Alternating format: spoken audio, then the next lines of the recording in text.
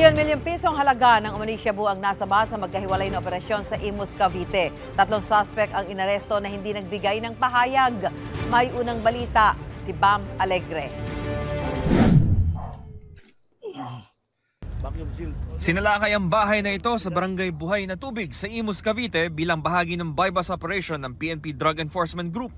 Dito nakatira ang katransaksyon umano nilang drug personality na may tinatayang 4 na kilo ng hinihinalang shabu. Mahigit 27 million pesos ang street value nito. Subject for investigation yan at titignan natin now kung may correlation to dun sa previous huli. Pero initially when I viewed the confiscated item, iba yung packaging. At ang operation nito dito sa nearby cities din. Kasama sa mga nakuhang drug paraphernalia ang iba't ibang packaging na ginagamit para ikubli ang droga, pati ang marked money. Isa sa ilalim sa laboratory analysis ang mga nakuhang droga.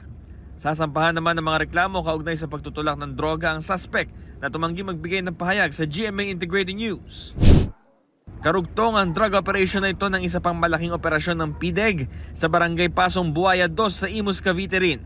Bulto-bulto hinihinalang shabu na nagkakahalaga ng mahigit 700 million pesos ang nasabat naman sa 2 lalaki.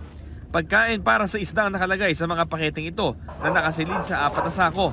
Pero pag binuklat ang loob ng bawat isang plastic, tatambad ang mga umano'y shabu. 110 kilo lahat ang nakuhang droga. Walang pahayag ang 2 suspect na sasampahan ng reklamong paglabag sa Comprehensive Dangerous Drugs Act. 1 year na sila nag-stay dito. May inimbestigahan pa tayo na may mas malaki pa behind them. Kasi trusted sila ng allegedly supplier nila. Parang second layer sila of the supply chain ng illegal drugs dito sa ating country. Ito ang unang balita sa Imus, Cavite, Bam Alegre para sa GMA Integrated News. Mga kapuso, para una ka sa mga balita, mag-subscribe sa GMA Integrated News sa YouTube. Sa mga kapuso abroad, subaybayan niyo po kami sa GMA Pinoy TV at sa www.gmanews.tv.